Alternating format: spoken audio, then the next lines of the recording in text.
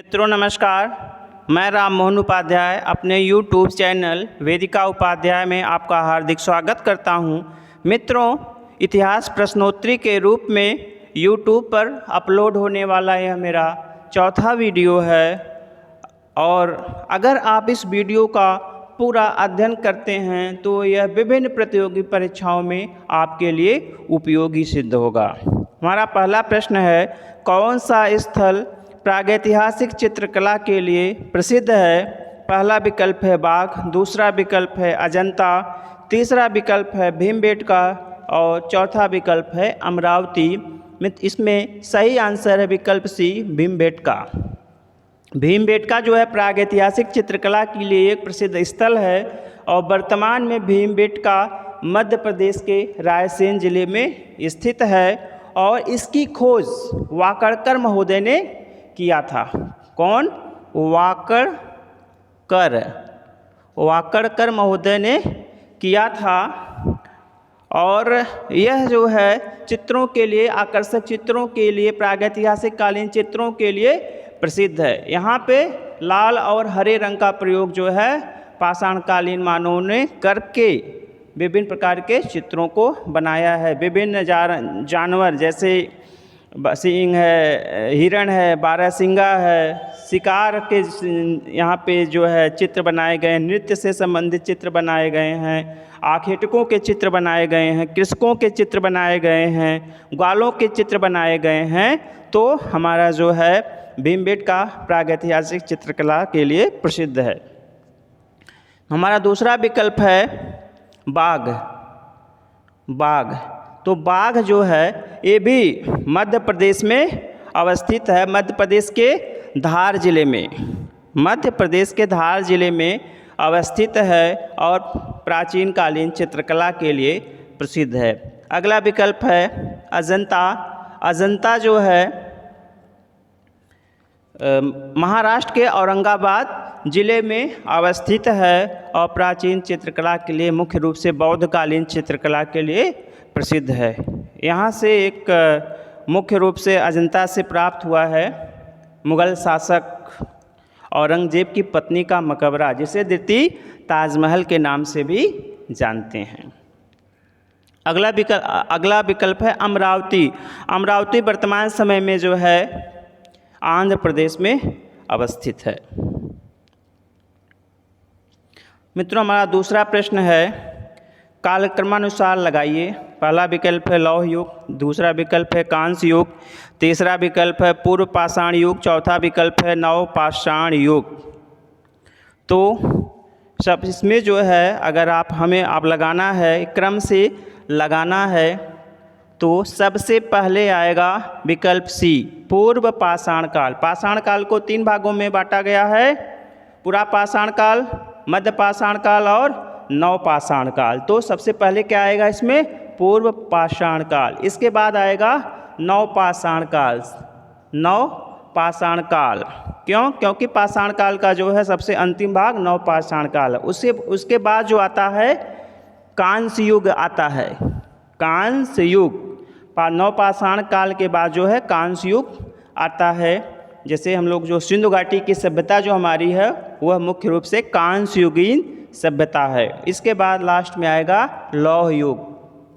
6वीं शताब्दी ईसा पूर्व में जो है लौह युग का प्रारंभ माना जाता है। वैसे लोहे का जो है प्राचीनतम प्रमाण जो है उत्तर प्रदेश में ही मिला है। अतरंजी खेड़ा एक स्थल है एटा में, वहाँ से 1500 ईसा पूर्व का लोहे का साक्ष्य प्राप्त हुआ है। तो हमारा जो सही क्रम क्या हुआ?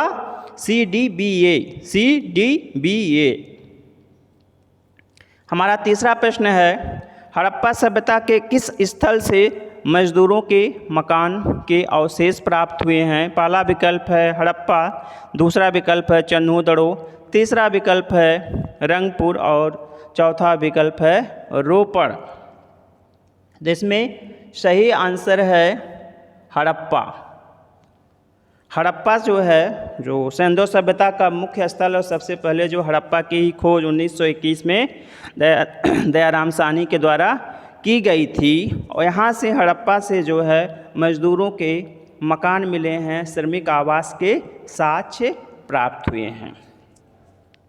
इसके बाद जो है चंदूदड़ो जो है, चंदूदड़ो वर्तमान समय में पाकिस्तान के सिंध प्रांत में अवस्थित है। हम लोग जब सिंधु घाटी की सभ्यता पढ़ेंगे तो उसमें विस्तृत रूप से इसको पढ़ेंगे। इसके बाद रंगपुर है। रंगपुर जो है एक सिंधु सभ्यता का स्थल है और यहाँ से बाजरे के साक्ष्य मिला है और यह गुजरात में अवस्थित है। रोपड़ जो है पंजाब में अवस्थित है। रोपड़ पंजाब में अवस्थित है। अगला प्रश्न है, किस सिंधु स्थल से नाली के निर्माण में लकड़ी के प्रयोग का साक्ष्य मिलता है? पहला विकल्प है लोथल, दूसरा विकल्प है राखीगढ़ी, तीसरा विकल्प है कालीबंगा और चौथा विकल्प है आलमगीरपुर। तो इसमें सही आंसर है कालीबंगा। कालीबंगा, कालीबंगा एक सिंधु स्थल है जो कि कहाँ पे अवस्थित है? राजस्थान के गग्गर नगर में अवस्थित है और यहाँ से जो है लकड़ी के नाली के साक्ष्य प्राप्त हुए हैं। यह एक प्राक सिंधु स्थल माना जाता है। हम लोग इसको विस्तृत रूप से आगे पढ़ेंगे। अगला विकल्प है आलमगीरपुर। आलमगीरपुर जो है उत्तर प्रदेश में हिंडन नदी के तट पर अवस्थित एक सिंधु स्थल है जो कि सिंधु सभ्यता का सबसे पूर्वी स्थल माना जाता है। लोथल जो है, लोथल भी एक सिंधु स्थल है और यहाँ से मुख्य रूप से जो है गोदीवाड़ा का साक्ष्य मिला है जो कि बड़ा प्रसिद्ध है और वर्तमान में यह गुजरात में स्थित है। और राखीगढ़ी जो है भारत में सबसे बड़ा सिंधु स्थल माना जाता है। राखीगढ़ी को भारत में सबसे बड़ा सिंधु स्थल माना जाता है और यह वर्तमान में हरियाणा में अवस्थित है। अगला प्रश्न है, निम्नलिखित में कौन सी धातु लोथल से प्राप्त नहीं हुई है? लोथल से कौन सी धातु प्राप्त नहीं हुई है? पहला विकल्प है सोना, दूसरा विकल्प है चांदी, तीसरा विकल्प है तांबा और चौथा विकल्प है कांसा। इसमें सही विकल्प है विकल्प ए सोना। लोथल से जो है सोने के साक्ष्य नहीं प्राप्त हुए। लोथल कहाँ पे है? गुजरात में भोगवा नदी के तट पर अवस्थित है। इसकी खोज 1957 ईस्वी में कब हुई थी? 1957 में एस.आर. राव के द्वारा हुई है। एस.आर. राव के द्वारा जो है इसकी खोज हुई है। तो लोथल से जो है सोने के साक्ष्य नहीं मिलते हैं। अगला प्रश्न है, हड़प्पा सभ्यता के किस स्थल से प्राप्त एक मुद्रा पर एक व्यक्ति को बाघ से लड़ते हुए दिखाया गया है? पहला विकल्प है मोहनजोदड़ो, दूसरा विकल्प है राखीगढ़ी, तीसरा विकल्प है कालीबंगा और चौथा विकल्प है बनावली। तो इसमें सही आंसर है मोहनजोदड़ो। मोहनजोदड़ो जो है एक सिंधु स्थल है जो कि पूरे अगर परिप्रेक्ष्य में देखा जाए तो सिंधु सभ्यता का सबसे बड़ा स्थल माना जाता है। वर्तमान में पाकिस्तान के सिंध प्रांत में अवस्थित है और लोथल से जो है एक मुद्रा प्राप्त हुई है जिसमें एक व्यक्ति को बाघ से लड़ते हुए दिखाया गया है। किस हड़प्पी स्थल से एक योगी की मूर्ति प्राप्त हुई है? पहला विकल्प है रंगपुर, दूसरा विकल्प है मोहनजोदड़ो, तीसरा विकल्प है हड़प्पा और चौथा विकल्प है राखीगढ़ी। इसमें सही आंसर है विकल्प बी मोहनजोदड़ो। हड़प्पा सिंधु सभ्यता के मोहनजोदड़ो से जो है एक योगी की मूर्ति प्राप्त हुई है। एक योगी की मूर्ति प्राप्त हुई है जिसे मार्शल महोदय ने, मार्शल एक पुरातत्वविद थे, मार्शल महोदय ने पाशुपत शिव की मूर्ति बताई है। किसकी बताई है? पाशुपत शिव की मूर्ति बताई है, क्योंकि यह जो मूर्ति है यह पद्मासन की मुद्रा में विराजमान है। पद्मासन की मुद्रा में विराजमान है और इस मूर्ति के बाईं ओर चीता और हाथी, इस मूर्ति के दाईं ओर चीता और हाथी तथा बाईं ओर गैंडा और भैंसा चित्रित है और इस मूर्ति के सिर पर जो है एक त्रिशूल जैसी आकृति बनी हुई है। इसी कारण से जो है विद्वानों ने इसे पाशुपत शिव की मूर्ति माना है। अगला प्रश्न है, जैन धर्म के 23वें तीर्थंकर कौन थे? पहला विकल्प है ऋषभदेव, दूसरा विकल्प है अरिष्टनेम, तीसरा विकल्प है पार्श्वनाथ और चौथा विकल्प है महावीर। तो इसका सही आंसर है विकल्प सी पार्श्वनाथ। विकल्प सी पार्श्वनाथ। पार्श्वनाथ जो है जैन धर्म के 23वें तीर्थंकर थे। जैन धर्म में कुल 24 तीर्थंकरों का उल्लेख मिलता है, जिनमें से 23वें तीर्थंकर पार्श्वनाथ थे और एक काशी के राजा अश्वसेन के पुत्र थे। और पहले तीर्थंकर ऋषभदेव थे। पहले तीर्थंकर कौन थे? ऋषभदेव थे। और 24वें तीर्थंकर महावीर स्वामी थे। किस गणिका का राजगृह में गणाभिषेक हुआ था? ये क्वेश्चन आता है, किस गणिका का राजगृह में गणाभिषेक हुआ था? पहला विकल्प है सालवती, दूसरा विकल्प है आम्रपाली, तीसरा विकल्प है बसंत सेना और चौथा विकल्प है रामानिया। तो इसमें सही आंसर है विकल्प ए सालवती। विकल्प ए सालवती। सालवती एक राजगृह जो है वर्तमान में बिहार में अवस्थित है। तो राजगृह में जो सालवती एक गणिका थी, प्रसिद्ध गणिका थी, उसका गणिकाभिषेक हुआ था। और एक प्राचीन काल में एक प्रसिद्ध वैद्य है जीवक नाम का एक प्रसिद्ध वैद्य था, जो कि बिंबिसार के राज दरबार में रहता था। और बताया जाता है कि यह जो जीवक था वह इसी सालवती की संतान था। जीवक किसका संतान था? इसी सालवती की संतान था।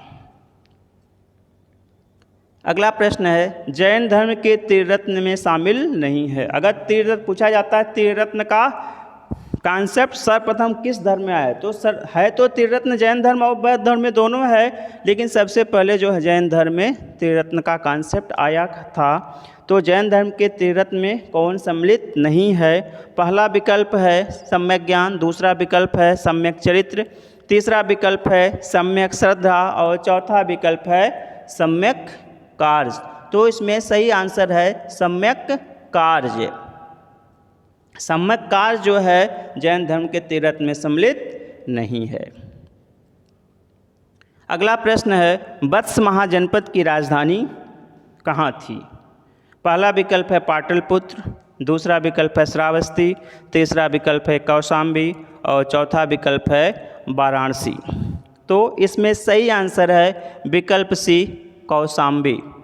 कौशाम्बी जो है वत्स महाजनपद की राजधानी थी। प्राचीन काल में 6ठी शताब्दी ईसा पूर्व में भारत में कुल 16 महाजनपद थे। उन्हीं 16 महाजनपदों में से एक जनपद था वत्स जनपद, जो कि वर्तमान समय में प्रयागराज के आसपास का क्षेत्र था। उसकी राजधानी कौशाम्बी थी।